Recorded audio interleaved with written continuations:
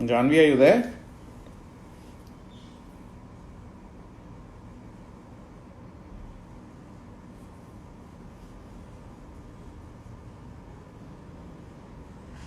Yeah, hi Janvi, I see you. Can you hear me or?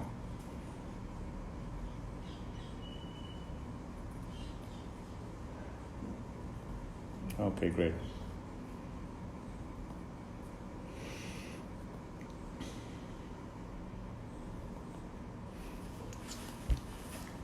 We'll just wait a few minutes for people to join.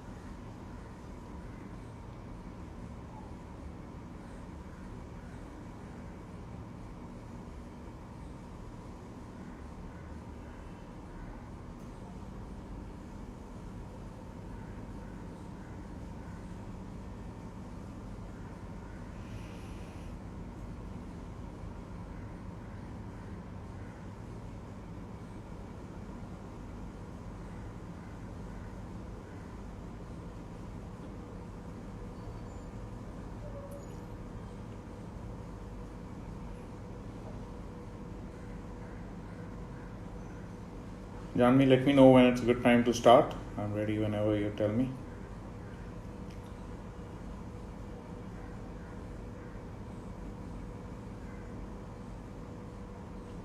Okay.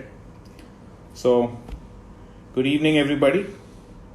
In these COVID times, it's a pleasure to meet you all through this medium.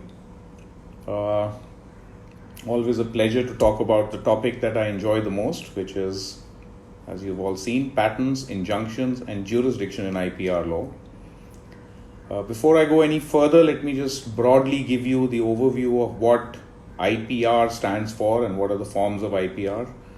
So IPR is really intellectual property rights, and it's exactly what it says it is. It's the right of the intellect.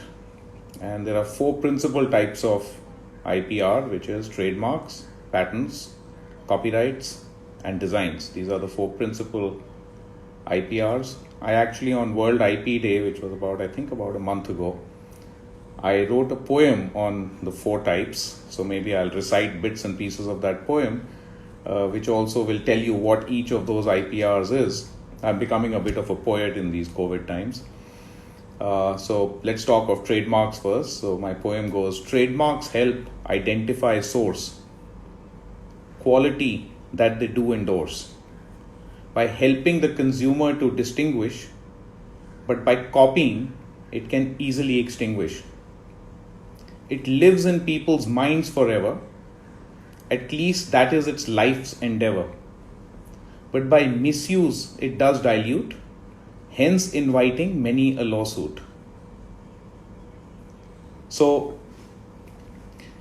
really, what is it saying?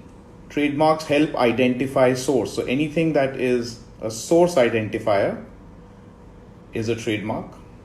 Qualities that they do endorse. So, it identifies the product to a particular source and then the quality of that product, because the brand owner is interested in maintaining that quality.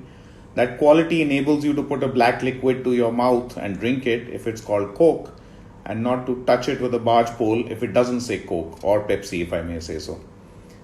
By helping the consumer to distinguish, but by copying, it can easily extinguish. So when you go to the railway station and you pick up a water bottle which you believe is a counterfeit product and the water is not trustworthy, that's the copying by which it can easily extinguish, by which now the black colored liquid becomes suspect, or that transparent water becomes suspect because it doesn't say Bisleri, or it says Bisleri but it is counterfeit Bisleri. So that's the aspect of it being extinguished by misuse. It lives in people's minds forever. So that's the other key to trademarks, that it can exist forever so long as you protect it with your life. So it's like a good name. So long as you maintain that good name, the trademark value remains. The moment you lose that good name by allowing others or by doing ill deeds, the good name disappears. And that is its life's endeavor. But by misuse, it does dilute, hence inviting many a lawsuit. So the maximum lawsuits that we find is in the area of trademarks, because protecting of marks becomes very critical to maintain quality so that there are no counterfeits in the market. Let's shift to the second form of IPR, which is patents. This is to deal with inventions. Patents help those who invent, so later they don't have to repent. They help those who innovate, protecting that unique trait. It looks for what's new and novel, but that is the cause of many a quarrel. The early bird catches the worm, but its protection has a limited term. So again, I'll just go back to it. Patents help those who invent, so later they don't have to repent. So it is a sort of a recognition to or incentive to disclose a new invention. So if you would invent something which is new and novel, you would want to keep it a secret unless you were assured that nobody would be able to copy it. So patents encourage you to create and make it publicly available, and in return the patent statute gives you a 20-year period of exclusivity by which time nobody else can copy during that period before it goes into public domain after 20 years. They help those who innovate, protecting that unique trait. So what it's really doing is protecting the innovation, bringing it in the public domain, and yet giving the incentive to the person who invented to be able to protect that for 20 years and hopefully monetize it and recover its money for the research that he or she may have put in. It looks for what's new and novel. So unlike a trademark, which is looking into a source identifier aspect, invention has to be new and something which had not happened earlier. So there should be what we call an inventive step, which is a move forward from what already existed. And a patent specification would typically read setting out clearly what the prior art was and what is it that you have added to that prior art. That full disclosure, what we call the enabling disclosure, would have to be made, which means that you should be able to work the invention. So a person skilled in the art, there should be sufficient disclosure of that invention, that a person skilled in the art, that is, who understands that technology, is able to work that invention and create that product or whatever that has been created. That invention can be put to commercial use. It says the early bird catches the worm, but its protection has a limited term. So it is first in. Whoever applies first gets the patent. The second one loses out if there is an identical invention which is similar to one already invented and somebody is applied. That could be the Govind, you're asking me what was your inspiration for the poem. I guess the subject matter itself. I am becoming a poet of late, more than lawyer. Copyright you do protect. Now I'm going to move to copyright. Copyright, you do protect the art. For the creative, you play an important part. Even after from life they depart, you continue to pull their cart. That movie that just got produced, without you, would be much reduced. That music that I composed, without you, would be so exposed. For that book that I wrote, you cannot now go lift the quote, for you give the ability to prove that violation across the entire globe. So I'm going to go back again. Copyrights, it's protection of art. There are 6 principal kinds of copyright. So if you write something, that's called literary work. If you draw, paint, or take a photograph, that will be called an artistic work. There's dramatic work. There are cinematograph films. So there's artistic, musical, dramatic work. And there's cinematograph films and sound recordings.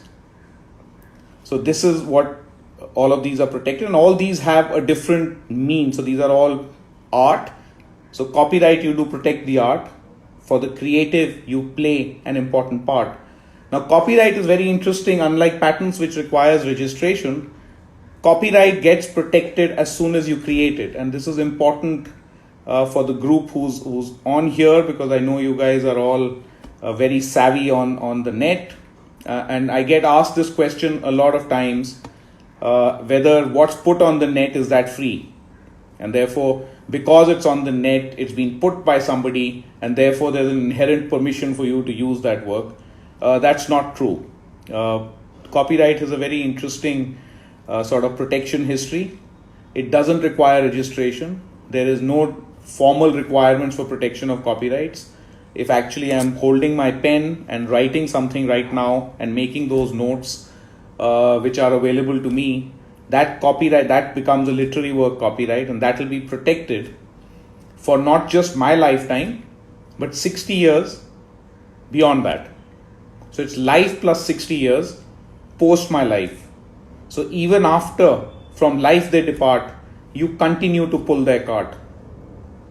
So copyrights will, as a creative, the moment you create it, you can be rest assured that if the person who was he's been dead less than 60 years ago, that copyright would subsist today. So somebody who wrote something, somebody who painted something, somebody who took a picture, it could cover computer programs and other works of art such as this. Music, for example. Now, music is very different from sound recording. What we hear is a sound recording. Music is the original composition.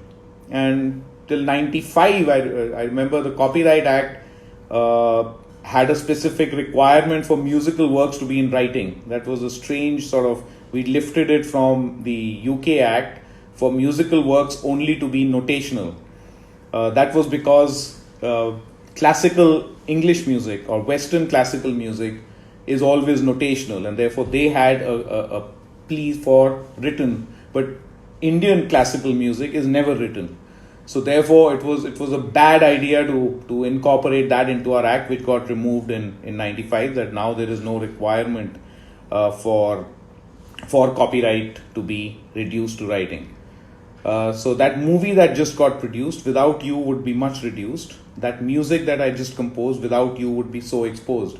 Now, a movie, as you know, and now especially in today's day and age with Netflix and everything and the internet, the moment it gets released, it's like a block of ice. It's melting every day. And unless you're able to monetize it quickly, every day it's going to reduce in value, because more and more people are going to see it. They may not come back to see it, or it's going to be available on a download with them, and they will not pay you any revenues for it. So it has to be released in a very phased manner, and copyright is able to protect that phased manner release. And therefore, when I release it in a theater, then I don't allow the film to be run on a Netflix or a video channel or be able to be downloaded. And then after it runs through the theater is when the copyright owners or the film owner now sells it to the Netflix or Amazon Prime and other such spaces where they can exploit the film. They get paid a one-time or a revenue based on what they are able to collect. And as they go along in time, eventually the movie gets virtually free, because it gets very difficult to collect revenues after it's already lived its life, as one would say. Then it says, for that book that I wrote, you cannot now go lift that quote. So that's very poignant, because I think a lot of us tend to go cut paste from the internet. You can't do that. And actually, there's a feature about Times of India had interviewed me yesterday, and they've come out with a news article today whether you can send the Times of India PDF to people, or a full article to somebody by WhatsApp, or put it on your website and allow people to be linked to the Times of India or to another website where you can get to download the Times of India PDF document free of charge, where that would be copyright violation quite clearly. And that's the opinion, and that's the law, that you can't, just because it's available. And it was interesting on our IPR sort of portal itself, the questions that were asked were, why, if somebody is allowing you to put works onto the internet free of charge, why should it not be available to everybody? Well, just because somebody puts it free of charge onto the net, Times of India or other newspapers don't put it free of charge onto the net. they actually charge you now for downloading PDF, and you can get a daily newspaper in a PDF format. But even if it was free, they don't allow you to use that in a commercial fashion or to send it and promote it through your internet. So you won't be able to lift that quote, the ability to prove that violation across the globe. My poem reads, for you to give the ability to probe that violation across the entire globe. Now that's an interesting aspect, because copyrights, we are members of the Universal Copyright Convention and the Berne Convention.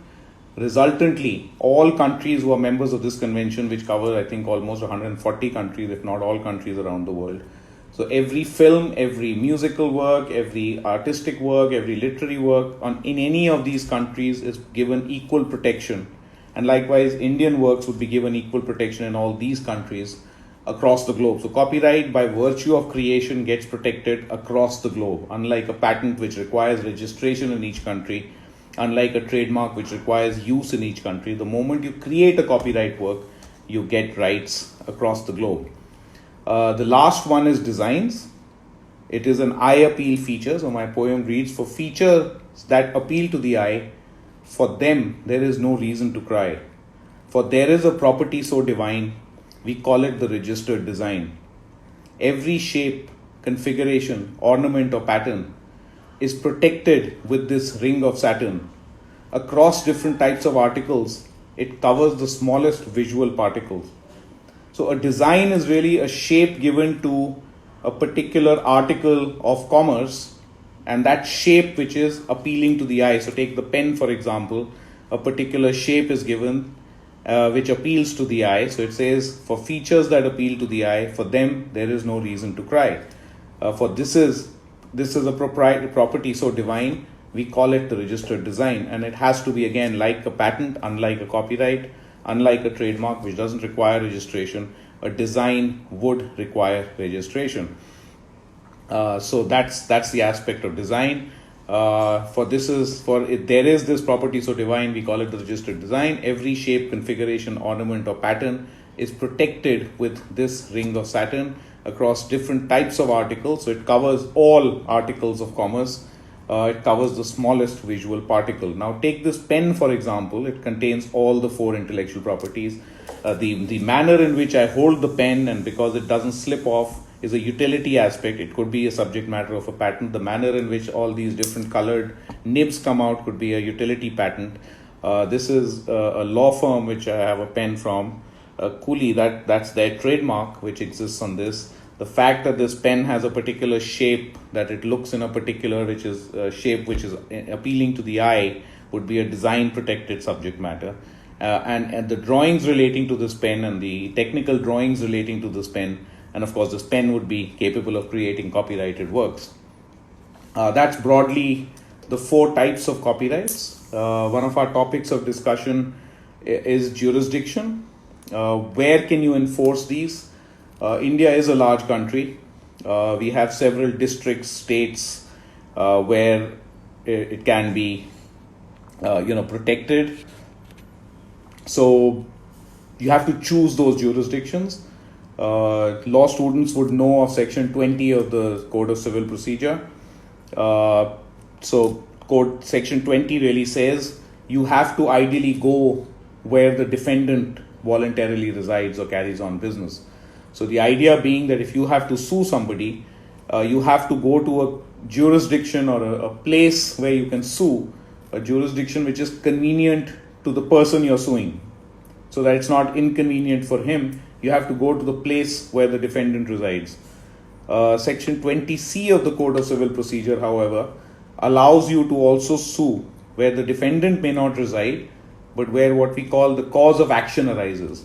So in the 4 forms of IP, it's where the violation of your intellectual property right takes place, is where you can sue. And that would be, so jurisdictions are really 3 kinds of jurisdictions.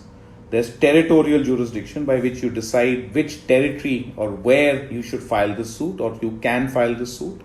There is pecuniary jurisdiction, which is based on what is your claim for the amount, and what is that amount claimed as damages or accounts for profits. Based on that, on the pecuniary amount that you're seeking from the other party, from the infringer, That is called the pecuniary jurisdiction. And the third is the subject matter jurisdiction, which is who has the subject matter over. And as you know, there's been a lot of tribunals which have been set up. Now, for example, the insolvency and bankruptcy code.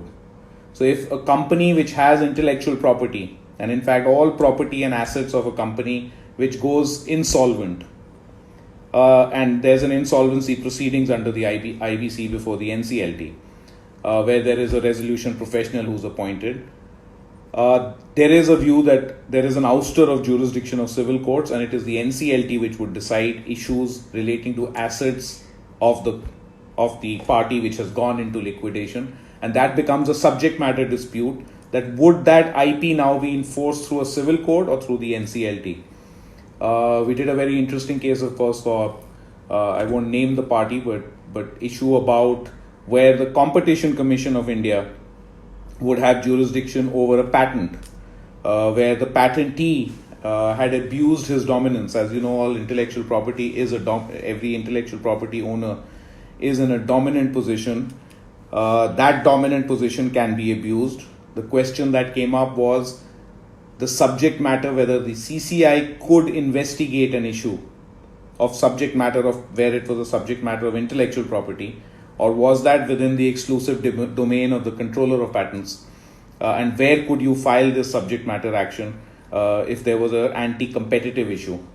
So that's called a subject matter dispute. Now, obviously, as things changed, as things developed, it was realized that convenience of the infringer may not always be the appropriate sort of remedy available to a proprietor of intellectual property, and it became very inconvenient for proprietors of intellectual property to be running to different jurisdictions. So if there was a infringement or violation or infraction, let's say in Bombay, then the IP owner would have to run to Bombay. If it was in Chennai, he would have to run to Chennai. If it was in smaller districts anywhere in a small town, he would have to go to the district court of that small town because it's where the defendant resides. I did a lot of work for the film industry, and I realized that somebody who's produced a film out of Bombay, a Hindi film, and he wanted to enforce his rights in, he would have to run helter-skelter to different jurisdictions where his film was violated and infringed, and would therefore have to spend a lot of money in lawyers in each jurisdiction. And I was actually handling the work for the Motion Picture Association of America, which meant 8 Hollywood studios enforcing their films in India. And we had limited budgets, and I was running the operation out of Delhi, but we had to run the operation and do anti-piracy raids for English films. And those were days when I guess you guys don't even know that there used to be films which came on these big cassettes which were about this size. We started by raiding and catching those cassettes, which were physical cassettes, which we had to go to markets like Palika Bazaar, Lamington Road in Bombay, Burma Bazaar in Madras. We used to go seize those cassettes. I still remember there used to be problems with the police station because these are criminal offenses. We used to seize these goods, and the police station malkhanas didn't have enough space because each film was about yay big and this thick. So you had these stacks of film, each film on a what we called a video cassette recorder or a video cassette player. It then shifted to this great change of technology, and it's amusing because it shifted to this disc, which we call the CD. The CD had limited capacity, but then you could have a film in 3 or 4 CDs, or eventually it came down to 2 CDs. And then came this master invention called the DVD. The DVD could now hold a film, a full film. Can you imagine that? So DVD was really two CDs pressed together and would hold a whole film, and it was absolutely amazing. And then it went to further compression technologies, and DVDs advanced. And I still remember in one of my presentations, I actually showed us, can you imagine now technology where it's gone?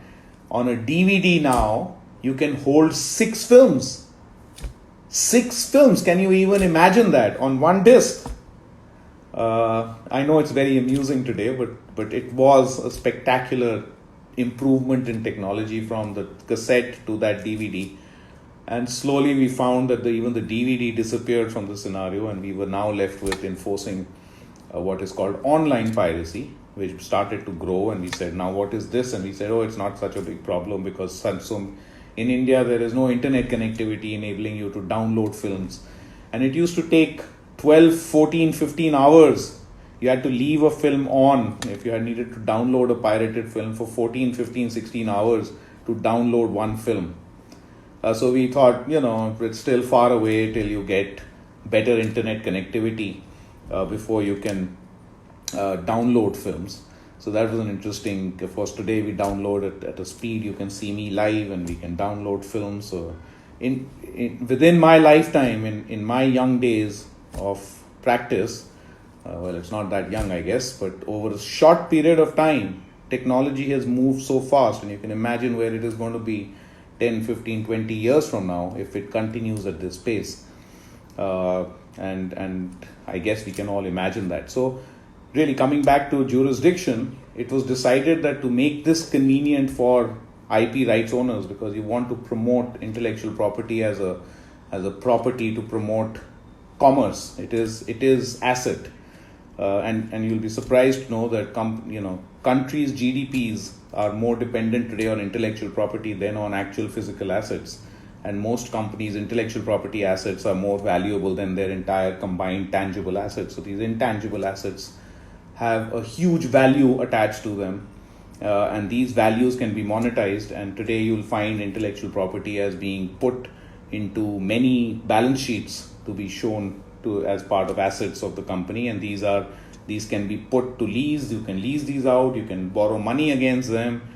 These are virtually like hard assets and very valuable. So to make it easy for the IP owners to be able to sue from one jurisdiction, there were amendments brought about in the Copyright Act and the Trademark Act, making now an exception that you could also sue not just where the defendant or the other side who was in the infringer resided or carried on business, but where the plaintiff, that is the enforcer of the right, carried on business or resided. So it made a distinction from the Code of Civil Procedure, and Section 62 subsection 2 of the Copyright Act and 134 subsection 2 of the Trademarks Act made these distinctions to say that now a plaintiff could also sue from the place where he carries on business rather than run to different areas. Of course, the law developed on this, and then the courts started tightening the noose, because almost, I don't know for the presence of a lot of lawyers in Delhi, but almost 80% of IP litigation shifted to Delhi, and it probably still is in Delhi. So as interpretation of this provision went on further, it became tighter and tighter to make jurisdiction. There was then the issue of also the internet.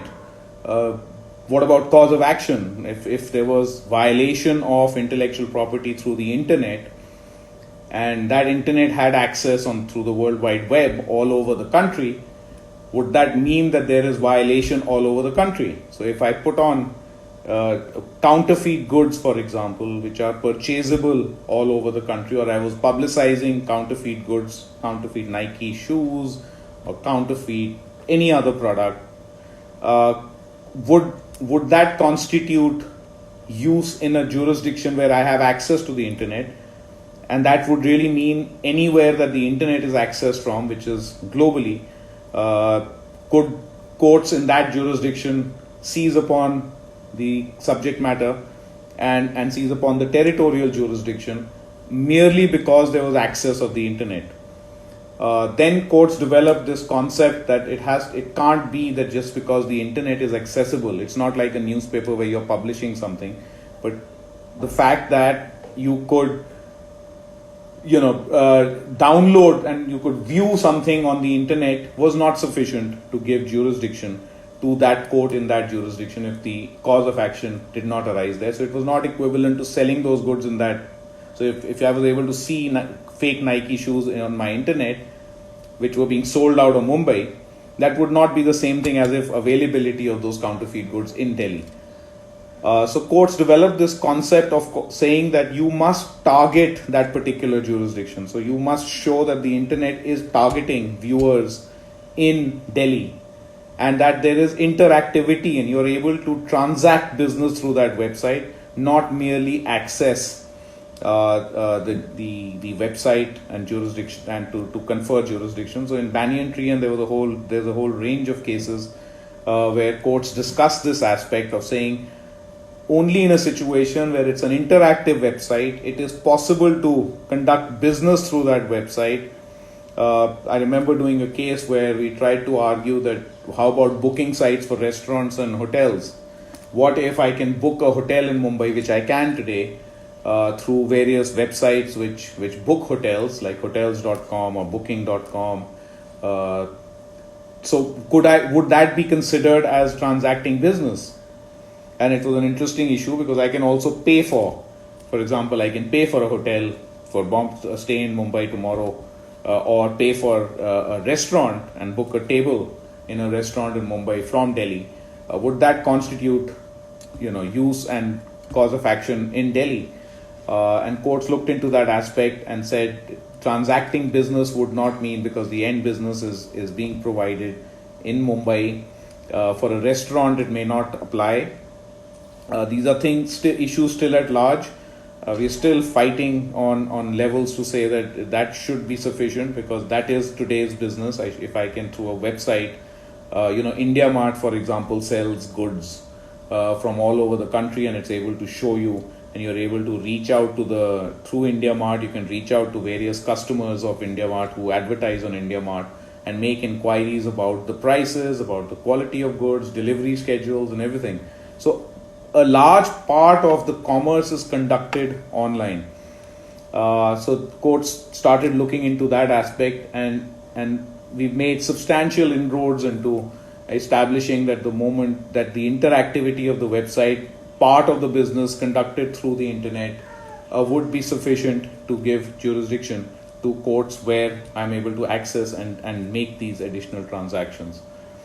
So that was on the aspect of cause of action, where the plaintiff resides in addition to where the defendant resides, and the cause of action becoming a little bit more nebulous and flexible, that it didn't have to be physical sale of goods but on online stores. Clearly, I mean, when you looked at physical stores compared to online stores, and Amazon, which was delivering books to me in my house, was equivalent to my going and buying a book from a shop in, say, Khan Market. It was exactly the same cause of action. That book was a counterfeit book. It was delivered by Amazon or by any online store. If it was delivered to me in Delhi, then Delhi court would have jurisdiction. So that was on territorial jurisdiction. So that's broadly the overview of the conflicts on. I know there's a shortage of time, so I can't go into detail of jurisdiction. There is one more topic that I need to cover, and I'm already 32 minutes into this. I'm told we have to finish in 50, and I want to take some questions. Is patents. And I know one of the questions, so before I agreed to do this, I sent out a circular saying, what is it that you would want to hear, rather than my giving you what I want to tell you? What is it that you want to hear? And one of the questions that obviously came up was, when will the COVID issue be resolved? I wish I could answer that, but what if there is a vaccine tomorrow which is invented by a drug company? Would a poor country like India be able to afford that vaccine? Will that drug company give rights to an Indian manufacturer to supply drugs in India? We all read about the hydroxychloroquine and how America ordered hydroxychloroquine from India.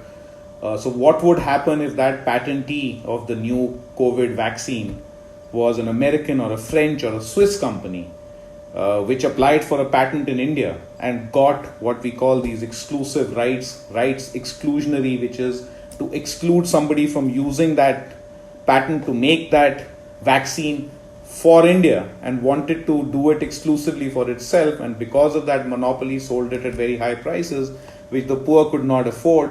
Would that have an impact on a poor country like India?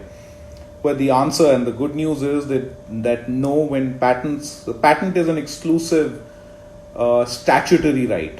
It's given by the statute, and when we say given by the statute, means given by the legislature of that country, by the government of that country, which says, okay, the laws are now in a manner which will protect your invention for a certain period of time. And there are, therefore, in the Act, across the globe provisions for what are called compulsory licenses. So where the government finds, and you can apply, or where any company finds that a particular drug or a particular patented invention is not available to the common man at a reasonable price, or there is an emergency situation as there is in COVID, what would be the position? Would we wait for the patentee to launch that drug at the price that the patentee wishes to launch it, or are there provisions available? Well, several countries around the globe, including India, have these provisions where the Patent Act can be overridden. This really started during the AIDS epidemic in 1998. There was a South African dispute where 40 global pharmaceutical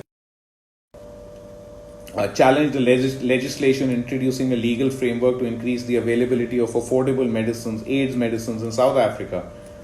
This was taken to court, and then eventually the pharmaceutical companies withdrew their challenge to the legislation allowing imports of AIDS medicines into South Africa. Better sense prevailed after a fight with the government to say you can't override our patents. But eventually the companies withdrew, the pharma companies withdrew their objection to such a legislation, and in South Africa one was allowed to import these AIDS drugs. Similarly, in Brazil there was a dispute with the WTO settlement body where once again import of drugs were compulsorily licensed, and the pharmaceutical companies opposed that, but eventually the compulsory licensing regime was accepted. So, and then in 2001, if you remember the anthrax epidemic, Canada ordered 1 million pills of ciprofloxacin from a generic drug maker actually in India without permission from the patentee, which was Bayer, thereby infringing their patent. But they said because anthrax was a possible epidemic which could spread, they had a right to import this and override the Patents Act. And eventually even Bayer, which was the owner of of patents, said that yes, we will allow you to make that the justification of public health. In Israel, again, now coming to COVID, there are already countries which have taken action on the COVID virus. Israel is one of the first countries which has already issued a compulsory license on 18th of March, permitting the country to import from India a generic version of an antiretroviral medication called Kaletra, which is by a company by the name of AbbVie, has patents. It's overridden that patent and is importing this because it believes that this helps the COVID-19 situation. This move in Israel is the only example of a compulsory license issued in Israel. Their provisions have subsisted since 1967, and from 67 to today, this is the first time on 18th of March of this year is when they issued this for this drug called Kaletra. Then another drug is the remdesivir, an investigational nucleotide analog, which is perhaps considered as one of the closest drugs to cure COVID-19. Gilead has the patent for that drug, but the US FDA has issued an emergency use authorization of that drug, permitting importation of that drug into the United States. And remdesivir, incidentally, has also been recently approved by the Indian regulator for the treatment of suspected or laboratory confirmed cases of COVID-19. Another example of private companies stepping in is where the Medtronic, a company which makes these ventilators, gave its proprietary design rights to its PB560 ventilator for across industries to enable them to manufacture these ventilators without a license. So that was a cooperative effort made by Medtronic as a proactive measure to enable others to come out with this in this pandemic situation rather than think of making money, to allow people to override their patent right. Canada has recently amended its laws to make it easier for compulsory licenses to be issued in relation to COVID-related drugs. They changed their law on 25th of March specifically to handle the coronavirus case. The same is the case for Germany, which passed its Prevention and Control of Infectious Disease in Human Act on 28th of March, which gives the federal Ministry of Health powers to give compulsory license in the case of a national epidemic. And the Patent Act would be overridden and be circumvented in such a situation, and the ground given is public welfare in the interest of public security.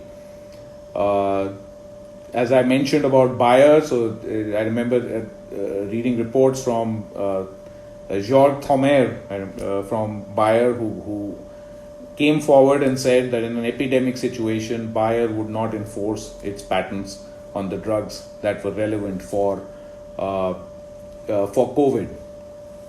France also from 23rd of March made sweeping changes to its laws to enable compulsory licensing of the COVID drug. The same is true of countries in South America. I know of Chile, which in March also passed a similar law. Ecuador has passed a similar law. I don't think the situation is dark at all. As and when there is a COVID antiviral protection, and when that comes through, one hopes that companies who do and make that invention will make the drug available to consumers across India, across the world, in fact, why just India, at prices reasonable. Of course, when one looks at compulsory licensing, one can't completely overlook the commercial angle. And the grantor of compulsory licenses must look at the fact that at least the patentee who has spent substantial sums of money is able to recover that cost and make some basic profit to make the patent system run, so that there is an incentive for people to continue to invent, and that invention is not completely overridden by the incentive is not completely overridden by this compulsory licensing provision. So that takes me into 41 minutes, and I think I'm happy to take questions. Janvi, if you want to come in and tell me what questions.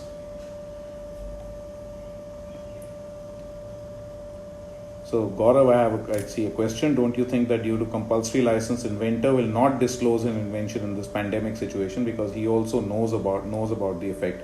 Well, if he doesn't disclose it, then he doesn't monetize it. So disclosure is absolutely necessary. If he's going to manufacture the drug, he will have to make that disclosure. So he will go through the Patent Protection Act. Let me just see where I can accept Janvi's request.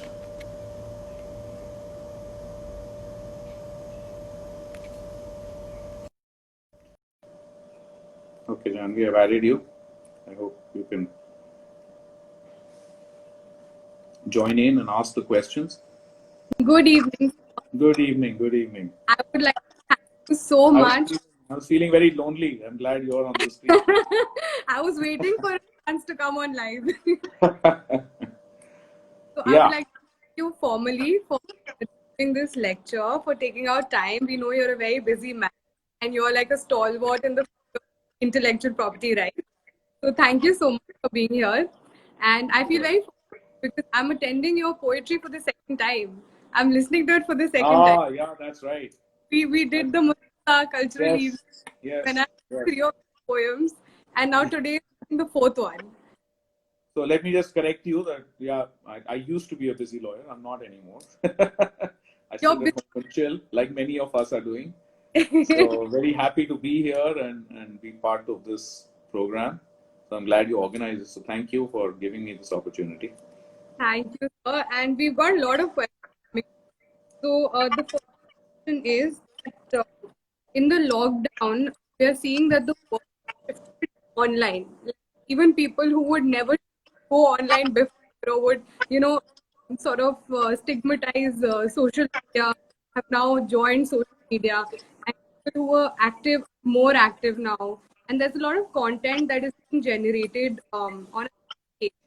So, what, according to you, especially for the youngsters who are generating a lot of content, they're not savvy in terms of the legal aspects of the content. So, what would be your advice to them when they generate content and post it online?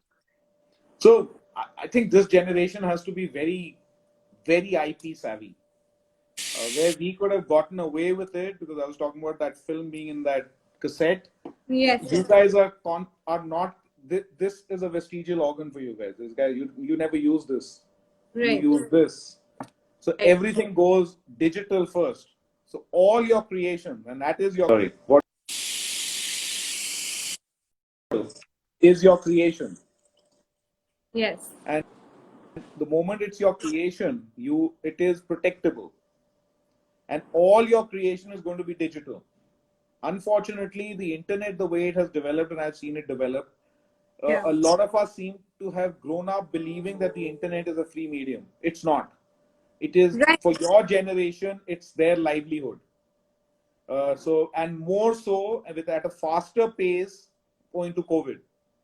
So where I could not have imagined that I'll be attending and holding online video conferencing hearings before the High Court for another 10 years, it's happening today.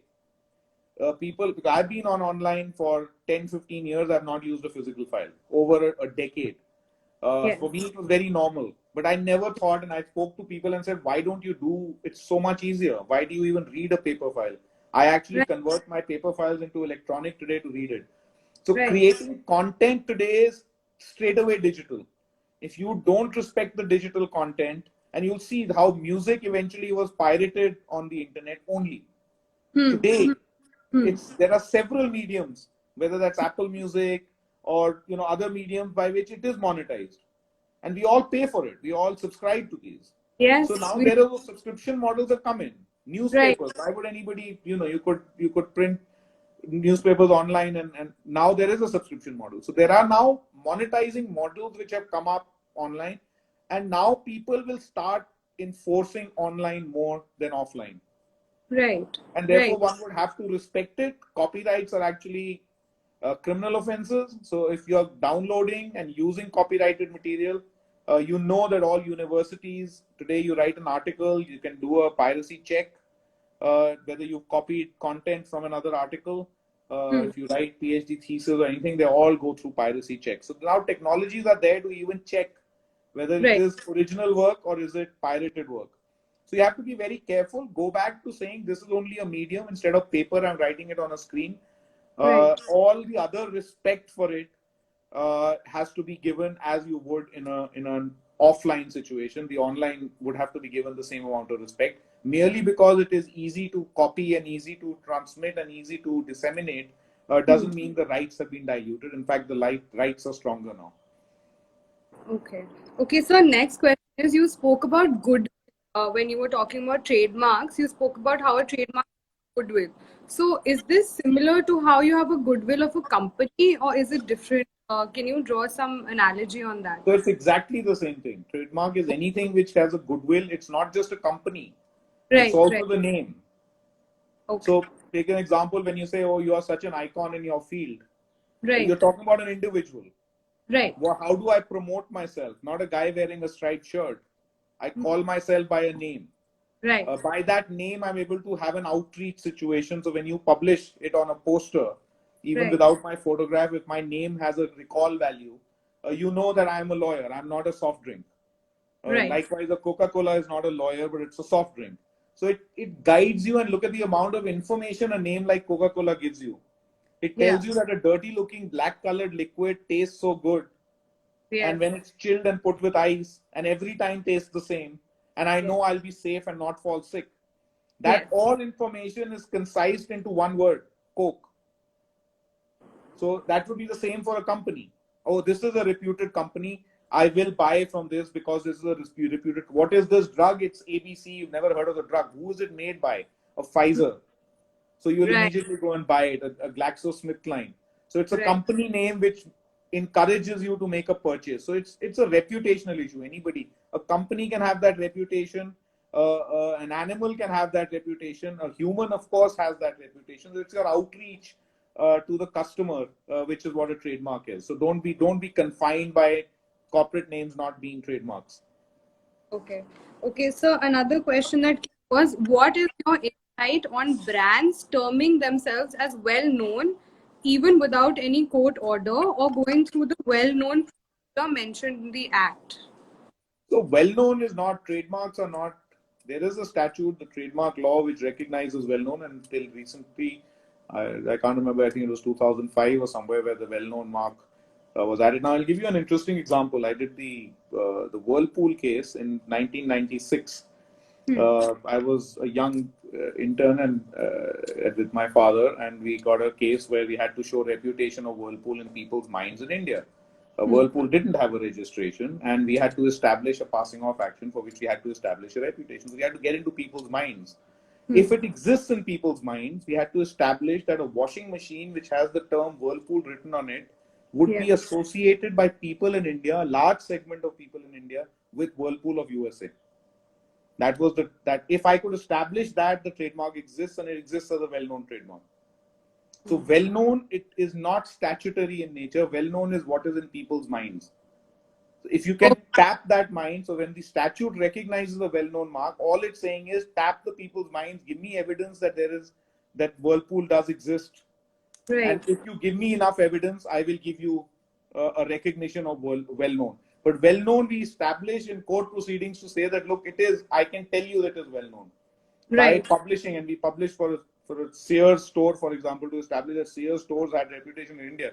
We published ads in the paper saying anybody who has heard of Sears stores in America, please write to us. And hundreds of letters came saying, what kind of question is this? Of course, we know of Sears stores. I went to America, stayed with my uncle and aunt. We went to the shop Sears and we purchased certain, I purchased a t-shirt from there. So all that was good evidence to show to the court that in people's minds, Sears is a departmental store in the United States and not a television set which the Indian company is manufacturing and selling. So what the television company in India is doing is riding on the reputation of the well-known mark in people's minds. And that time, well-known didn't exist.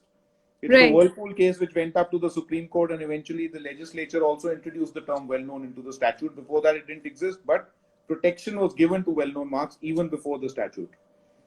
Okay, so actually this brings me to my next question, which will also have to be asked since it's already 5:51.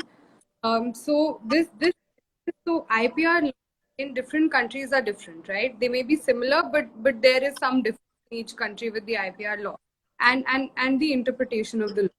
So when you are dealing or advising a particular matter where the subject matter is trans-border, like it covers a lot of countries. So what, according to you, are the prima facie complications that exist in dealing with such a matter, which is covered by various jurisdictions of different and their laws?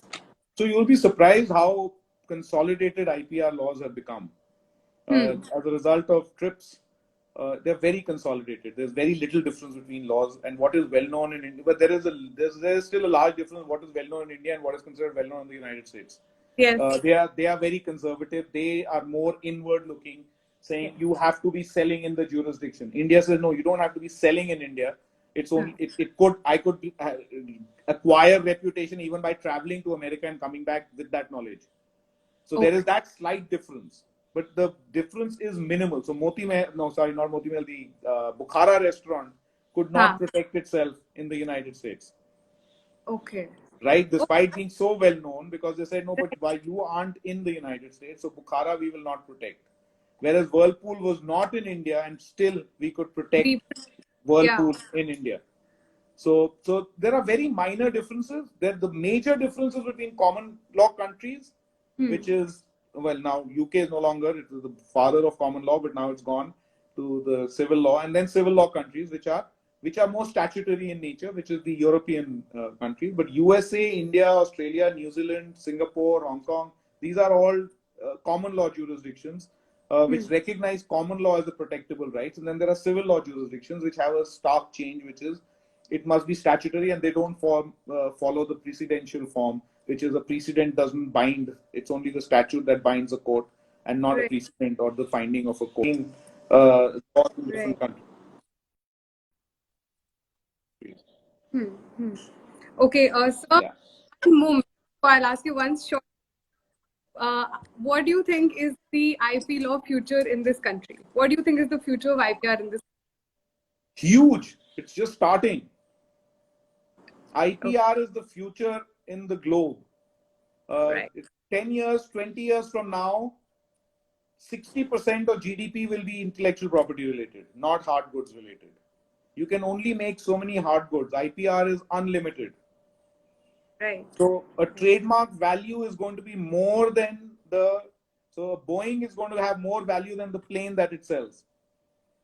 Always. Right. Or the combined planes that it sells. So you Right. get all Boeing planes together and value them, the Boeing name will have more value.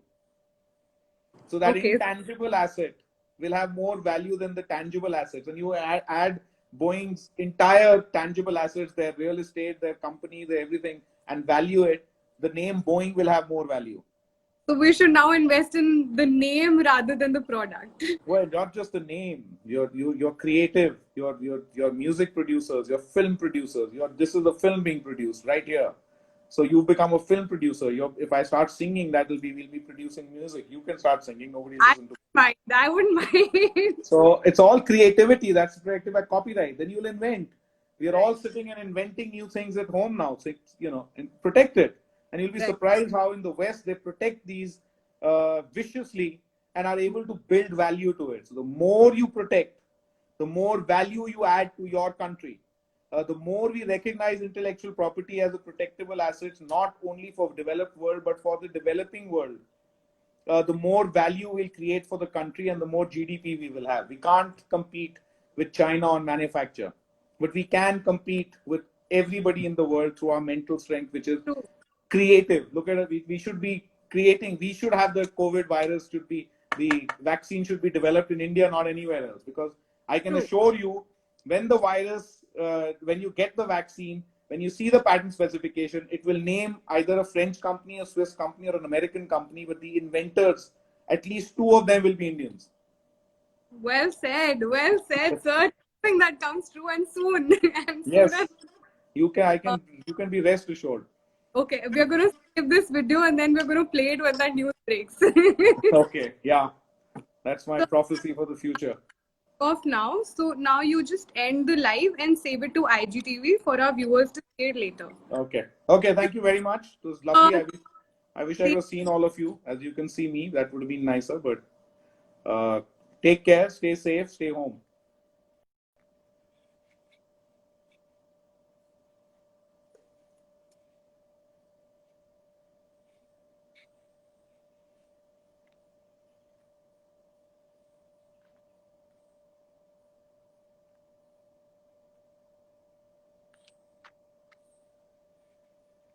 I'm not sure I'm getting a save option here.